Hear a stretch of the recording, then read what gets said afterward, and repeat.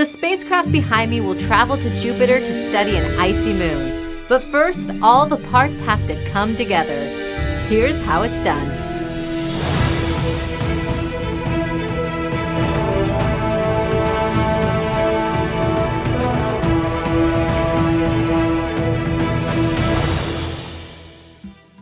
Before we can go into the clean room, we've got to gown up.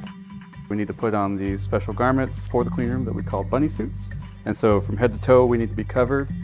I typically work behind the scenes, and so this is a really special opportunity to get to go in.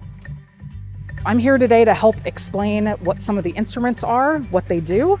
It's really incredible to be in here for the first time, to see the spacecraft with my own eyes. Europa is an icy moon that orbits Jupiter. Strong evidence suggests there's a global ocean beneath the surface, and scientists want to find out if it could support life. The spacecraft started in thousands of pieces. It definitely did not look like this when it first arrived. The scientific instruments that we have on board Europa Clipper actually came from institutions all over the country. We had several institutions that contributed instruments to the spacecraft. Almost 70 people assemble and test the spacecraft at NASA's Jet Propulsion Laboratory. Systems, mechanical, and electrical, affectionately known as the Sparkies. We started off with the build of the vault. That's kind of the section at the top of the spacecraft that you see. That's what houses all of the electronics, really the heart and brains of the spacecraft. Down below, you see the propulsion module. That was a separate delivery from our partners at Johns Hopkins University. And we brought those two pieces together and created the spacecraft. And then after that, we added on the high gain antenna, which you see there at the top.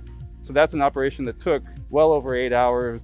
This is the thing that is getting our science data back down to the Earth.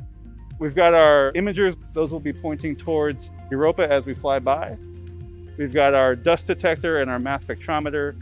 Our plasma detector located up high there, and it has a twin down below at the bottom of the spacecraft, and our magnetometer located underneath the high gain antenna. We also have an instrument called an ice penetrating radar that's going to help us look inside the moon and understand its structure. Getting this massive spacecraft to Jupiter requires serious power.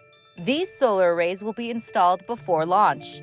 They will span about the length of a basketball court.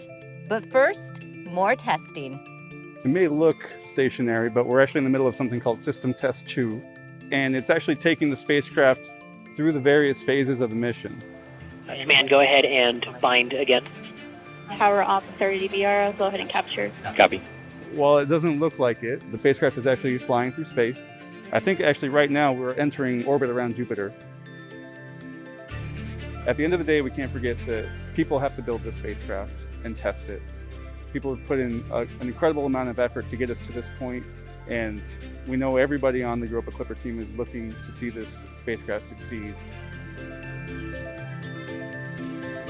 Stay tuned to see Europa Clipper put to the test before its mission to Jupiter's icy moon this fall.